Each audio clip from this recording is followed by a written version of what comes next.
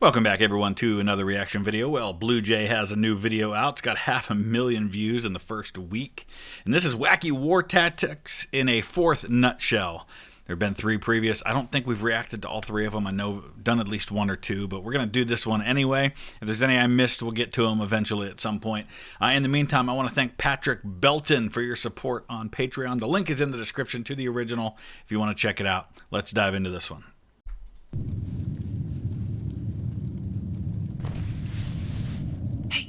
Come here. Come here, come here. What's with the blood on the wall? I get it. Doing the same thing day in and day out can get a little dull after a while. Shooting people with guns, charging peasants on cavalry, firebombing cities with airplanes. Engaging in your run-of-the-mill warfare can kind of start to lose that thrill.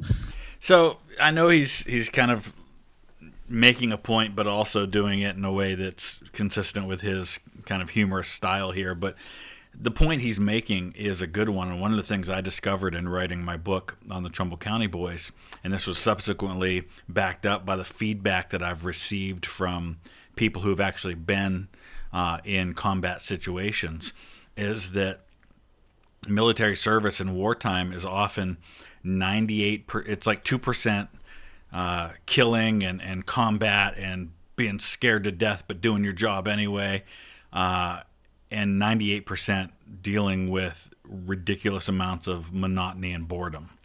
And that was true for the guys in the Trumbull County Boys that I wrote about. It was months and months of occupation duty and looking for food and building camps, and then these massive battles in the middle of it all. And so, hey, it's perfectly natural to get a little stir-crazy and start craving a bit of whimsy with your slaughter. Whimsy with your slaughter. Champ. That's where I come in. I'm a grade A certified whimsical murder expert. Keep the credentials. Today, all your problems, minus those hemorrhoids, will be solved, because we're going to learn about some of the wackiest war tactics used in history. For the 4th time.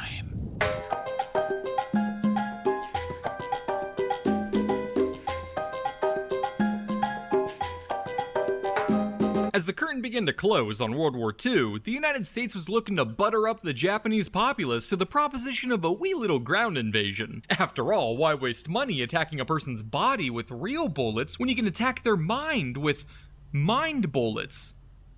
Psychological warfare was the name of the game for the new unit under the United States Joint Intelligence Center Pacific Ocean areas. This makes a lot of sense, though, because when you think about how much of the fight against the Japanese Empire at this point was psychological warfare. What's one of the reasons why the decision was made to drop the atomic bombs on Hiroshima and Nagasaki? Well, it had to do with the psychology, what the United States saw as the psychology of the Japanese people. They saw this in the islands where they were attacking, where these people would rather throw their children off a cliff and then jump behind them than submit to what they feared would happen if the Allies took over. So psychological warfare has always been a part of warfare, but I can definitely see that being a huge issue here. I know, quite the mouthful. So thankfully it's an acronym that just rolls off the tongue. JICPOA. With those Yankees enjoying a comfortable lead at this point, they were allowed some leniency to emote on the enemy a little bit, encouraging their PSYOPs officers to puke out any proposals that come to mind, quote, no matter how ludicrous. Dangerous words for young American males between the ages of 18 and 35. Yeah, that's true, but most of the really innovative ideas that have been game changers in war probably started out as being seen as ridiculous and ludicrous by somebody. With enough time, boredom, and government funding, we've seen what kind of antics they're capable of. Stuff like propaganda leaflet drops and loudspeakers around the clock already did an adequate job slapping frowns on civilians. But this is America we're talking about. Whether it's warfare or CTE compilations, anything less than number 1 won't cut it. And from this desire for greatness came a proposal for a PSYOPs mission that was sure to rattle the Why are George Washington and Abraham Lincoln making out in the bottom of the screen? Japanese to their core. What if the Americans dyed Mount Fuji black. And for those who aren't aware, Mount stands for mountain. While it might come off ridiculous, in their defense, this was playing to their strengths, as in the 1940s, Americans were the unrivaled champs at dyeing white things black. Mount Fuji might seem like a random choice, but it actually makes a lot of sense as a target, serving as a sacred point of guidance for all kinds of people. He made the reference there to Americans being the champs at blackface, but my kids and I were watching some videos earlier this week, and they were like 80s commercials that have aged poorly, and then we watched the 50s and 60s ones, and there was actually an 80s commercial for I think it was a toothpaste, and it was in Asia somewhere. It didn't say specifically where, and it was called Darky toothpaste, and it actually had an image of someone in blackface as their logo. And so the Asians are capable of it too, is all I'm saying. Their government, it guided their messaging honors. For America, it guided their long-range bombers. And for the locals, it served as a spiritual guide for their sense of identity. A beautiful lone peak in the sky, epitomizing the symbolic heart for East Asian prosperity. Reading all this big talk about some random hill, I felt like I was missing out. So Hey, if you want to go to Japan, we do have a tour going in October of 2027, and we've got about 10 spots left on that tour. Decided to check it out for myself to see what all the fuss was about. Now this trip's a tax write-off. To properly understand the dire implications of this proposal, imagine how you'd feel if someone defaced our holiest peak, the Bass Pro Shop in Memphis, Tennessee. That's right, not a happy camper, are we? This mission, while simple in concept, would be quite the undertaking, requiring extensive personnel, aircraft, and supplies to dye Mount Fuji, which, I'd like to reiterate, stands for mountain. In a since declassified memo, it's described rather thoroughly why this plan would be a bad idea. Firstly, the surface area to be dyed is a whopping 370 square miles, or the equivalent to painting 473 billion gumballs. Second, those who visited Mount Fuji know it's only visible for roughly 20% of the year, making it a rather difficult sell when your multi-million-dollar military project is defeated by something as simple as a cloud. Third, listen, we also had an idea to build an ice aircraft carrier made out of ice. I think it was Pykrete was what they called it. So there are a lot of really ridiculous ideas that never got past the here's an idea phase. Even if successful, desecrating a sacred symbol could have the unintended side effect of, pissing them off even more, providing the perfect story for Japanese propagandists to work overtime. But all of these pale in comparison to my favorite reason why this wouldn't be a good idea. And when they wake up in the morning and see it, they'll lose their shit. And when it snows. What's that? And when it snows. Wait, can we just pause for a second here and look at the map over on the left? And we got a couple of things going on here. I don't know entirely about what these two are, but we definitely have Kilroy right here. With, if you know anything about World War II history, Kilroy was here. So I didn't know anything about this growing up. I had a great uncle who was in the 11th Armored Division during World War II. And when I would go to church camp for the summer, my aunt and uncle would send me letters at camp. And he would always put that Kilroy was here on the letter. And I had no idea what it meant at the time. I totally do now.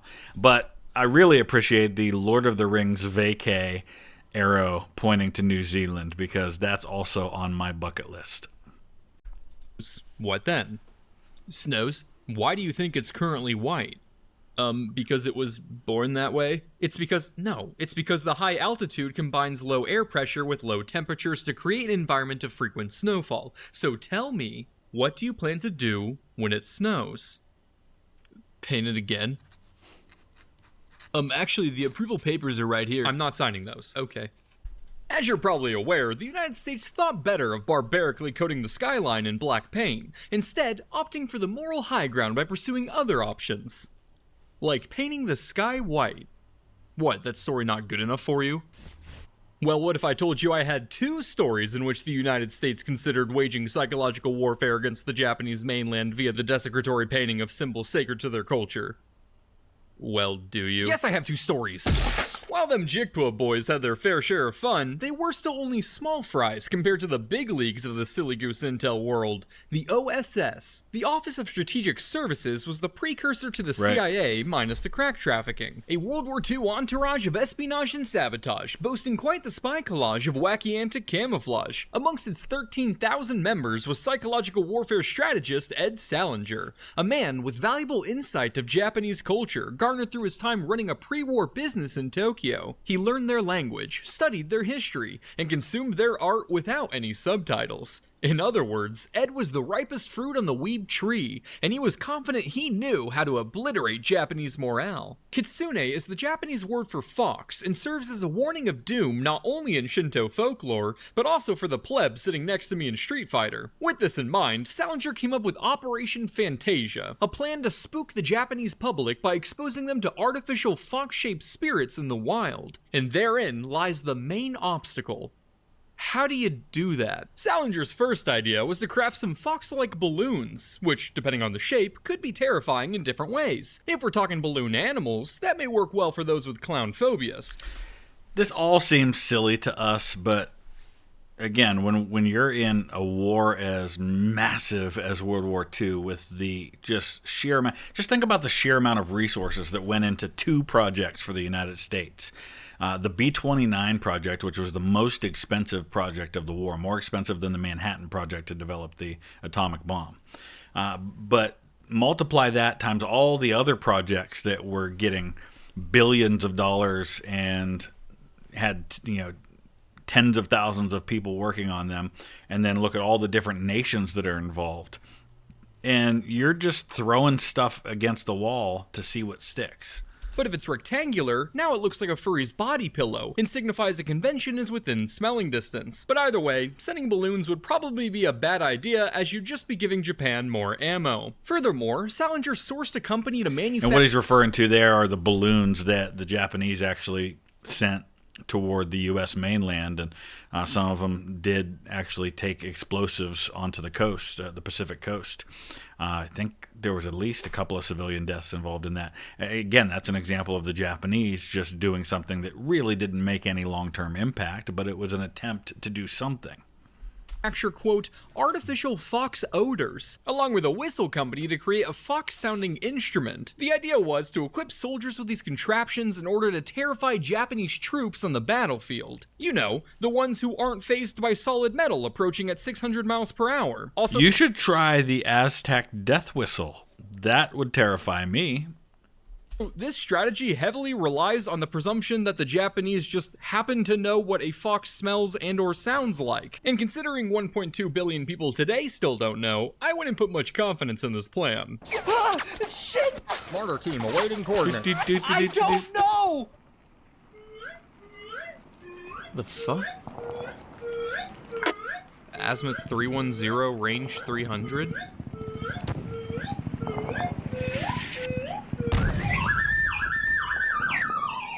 Direct hit. These ideas were later abandoned, and instead, the OSS opted to scoop up wild foxes from China and Australia, spray paint them all spooky and glowing, and dump them in backyards in Japan. Now, class, What do we know about glowing? There's no way that you could have done this in any large numbers enough to have had a difference. Because even assume that every person who saw one would have been impacted the way you want them to be, you never would have had them come in contact with enough people to really make any appreciable difference in the morale of the Japanese people. The dark paint circa 1940s America. They're radioactive, right? Yes. How are you alive, Doctor? I blew up...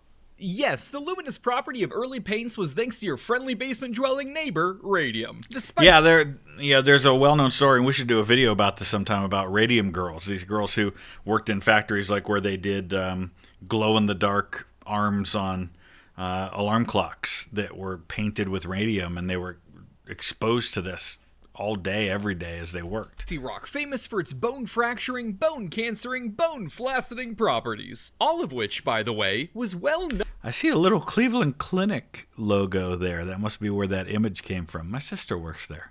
Known by the 1940s. Hey honey, look, a glowing fox. Huh, would you look at that? Yeah, pretty neat. My jaw hurts. One of the first puzzles to solve was making sure the paint stayed on the foxes throughout their undercover missions. So Salinger posed the question to a Central Park vet who didn't have a fox, but close enough. Lathering up their trash ninja in cancer sauce, they kept it caged and hidden from the public eye for a few days to see if the paint would wear off, bribing the little critter with food as payment for its services. I will never be able to look at a raccoon again without thinking trash ninja. I love it. It's a pretty bad deal unless they fed it something like quesaritos. I'd take a stage or 4 for that. That shit. You know, speaking of which, I don't know if you... I'm getting off on all kinds of tangents today. I hope you guys don't mind. In Northeast Ohio right now, we're not only dealing with the sky being such a haze that the sun is barely shining through because of Canadian wildfires, but we're also dealing with explosive diarrhea because of tainted lettuce from Taco Bell. So... what a time to be alive. It slaps. The result of the experiment was a success, as in the paint did stay on the raccoon, although I have no idea what state the little guy was in after spending days wrapped in a blanket of alpha particles. We'd have to run it again to know for sure. Odds are it'd just get riddled with cancer, but maybe it'd start talking so we can finally get Sly Cooper 5. Now we have the foxes, we have the cancer paint, but the big question remains. Is it spooky? Well, luckily, no American weapon development is complete without a live test on friendly civilians, especially when radiation is involved. So the OSS got to work developing an experiment. So you want to dump foxes in a park in the middle of Washington, D.C. during the dead of night to see if people shit themselves. Yes, sir. And this is... But isn't the whole point that these have a particular psychological impact on Japanese people because of the significance of foxes and stuff? I mean, how is doing this in DC going to make a difference? For the war. For a psychological weapon, yes. Yeah, I think you know I can't authorize live weapons testing on civilians. Psychological, sir, a psychological weapon. And we've already come so far. We've tried whistles, scents, the radium paint worked on a raccoon. I'm sorry, they're radioactive? That's right. Let's release 30. In the middle of the night, the OSS scattered 30 radioactive foxes in DC's Rock Creek Park to get a vibe check on their efficacy. The results were everything they could have hoped for, with people's reactions ranging from stupefied to terrified as the sight of aliens proved too much for the American mind to handle, especially since they lack citizenship. It worked so well, in fact, that one park goer even reported it to the National Park Police, and looking into the hullabaloo, they described the atmosphere as, quote, horrified citizens shocked by the sudden sight of leaping ghost-like animals, fled from the dark recesses of the park with the screaming Jeemies. Now, to smuggle the... Screaming Jeemies. Okay, so I guess, proof of concept, if those freaked out Americans, you could add to that the layer of the, superstitions surrounding foxes in particular, maybe it does make a difference. Foxes into Japan, the OSS planned to launch them Frogman style by shoving them off a boat and having them swim to shore. But they weren't even sure that foxes could swim all... And would the radiation wipe off in the ocean? ...that well. So it was time for another test. Operation Take Foxes on a Boat to the middle of Chesapeake Bay and kick them into the seawater. The bay, by the way, is 2.8 miles wide. At its narrowest. At its widest, this bad boy stretches 30 miles from side to side. So if they truly yeeted these foxes in the middle of Chesapeake Bay, they're looking at a quintuple ultra triathlon after getting the Mad Max treatment, all while hopefully not looking like gummy worms to anything swimming below. The good news is they did make it to shore, but the bad news is they essentially had a multi-hour bath, so whatever paint didn't wash off was licked off by the tired little soldiers. The only option now was to release the foxes directly onto land, but we still had to make sure that they would even encounter people in the first place. Luckily, in one memo, Salinger offers us insight on how he planned to ensure this, saying, if enough foxes are released, some will get through, and if not even that worked, he was prepared to just go fuck it and send in minks and raccoons and shit. Seeing as how none of these are even native to Japan, I guess they would see them as an omen of tourism, which may actually end up terrifying them even more. And if not even that worked, Salinger planned to go with a new type of kitsune that would be even more terrifying than a regular fox, stating, "We have made a stuffed fox with a human skull affixed to his head, equipped with a simple mechanical device for raising and lowering the jaw so as to simulate the opening and closing of the mouth of the skull. This stuffed figure will be painted to give the same luminous effect as in the case of the live foxes. This monstrosity would then be stapled to a balloon or kite and flown high above Japanese villages." And if not even Okay, if I saw a glowing fox with a human skull going like that, floating in the sky, I might be a little concerned, yes. that worked, Salinger was like, "Hey, what if we just ditch this whole fox thing entirely?" Suggesting they snag some Japanese people and have them go all apeshit, pretending to be possessed by fox spirits. The training of which I would have loved to see. No, stop. I need to believe you're a fox. Run it again. No. Again. What do you want from me? We've been at this for hours. I'm tired. I haven't seen my family in days. And I will not stand for any more of your ridiculous abuse. You're ready. Obviously, none of this ended up happening, and upon the project's cancellation, many colleagues, and probably foxes, breathed a sigh of relief. In later years, historians have reflected on the operation as an example of the Japanese racism and cultural ignorance that plagued American leadership, as Japan's superstitions with stuff like the kitsune were really no different than what you'd find in Western folklore. So if a Japanese person did stumble upon... So these aren't widespread things. These are things that are talked about the way that we talk about Bigfoot. Yeah, there's some people who believe that it's true, but most people don't really think too much about it one way or the other. On a glowing fox in the wild, in reality, they'd probably do what an American would do. Cash in on ad revenue, baby. Now, for the next tactic. What if I told you I had 3 stories in which the United States considered waging psychological warfare against the Japanese mainland via the desecratory painting of symbols sacred to their culture? I don't. That'd be crazy. I was gonna say. What are you? Ethereal Auditor, you're late on your Centennial Alex report. Oh, that thing? You guys thought I was serious? Well, in that case, your accord protects us. Remember, kids, no magical pact is safe from a 300-pound crossbow. Wow. It reminds me of, I think, is it Lethal Weapon 2? Where he keeps pulling out diplomatic immunity, and then Danny Glover's character shoots him and says, "It's just been revoked."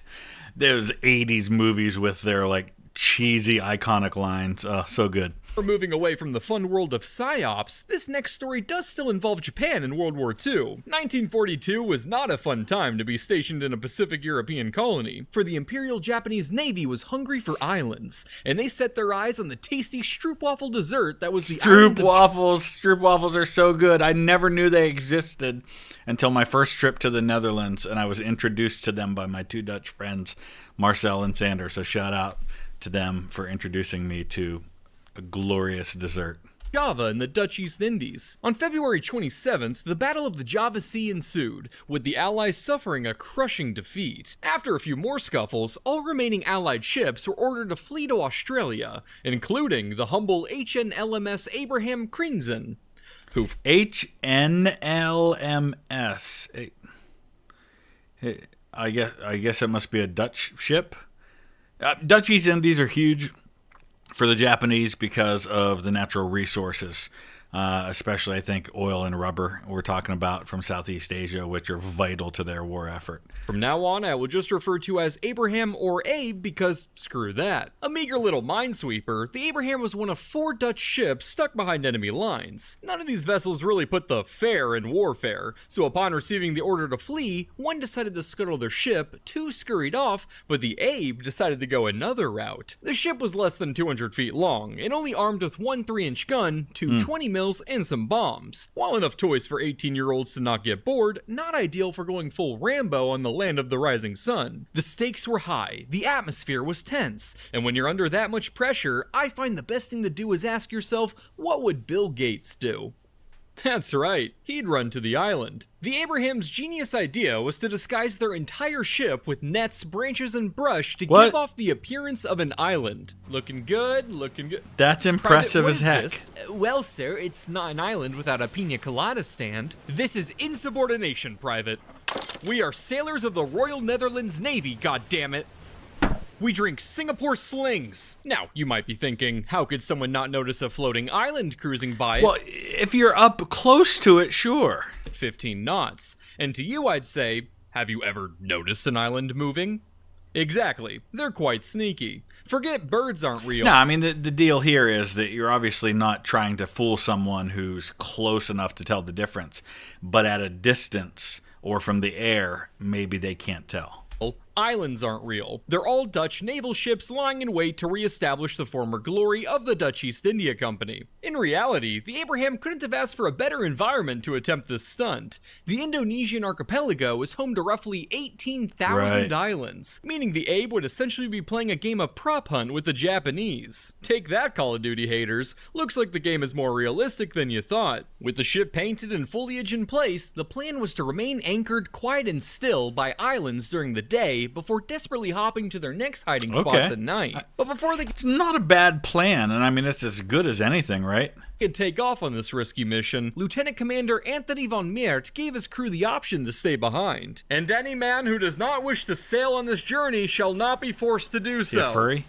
Yes. If we stay, do we have to wear fursuits? It's not a fursuit, it's island camouflage. And yes, half of the ship's crew chose to remain behind, and shortly after, Really? the Abraham took off on their tactical stealth quest. Originally, they had planned to join up with the other two ships who raced off before, but decided against it due to their lack of camo. This would end up being the right call, as one of them would run out of fuel, while the other was caught and sunk by a Japanese destroyer. For 5 whole days, the Abraham nervously snuck her way through the islands, praying that the disguise would work and that the Japanese-filled region would remain oblivious to her presence. I hope this worked. Sir, are we sure this is an island? It's not on the map. Let's check it out. You know, AI content is the future. Looks like nothing but animals here, sir. Miraculously, the camouflage worked like a charm, and thanks to her stunt, the Abraham was the only ship of her class to survive the escape, earning several sailors the Dutch Cross of Merit. Good it for was them. Thanks to their I love that this story was successful, that it's proof of concept that you could pull something like this off, and good for this captain for thinking outside the box and doing something to get himself back to where they could continue in the war. Ingenuity that the Abraham succeeded in her voyage without ever arousing the suspicions of the Japanese Navy. Well, at least not until later. I fucking knew it! Wacky War Tactics Part 4. 10 out of 10 stars.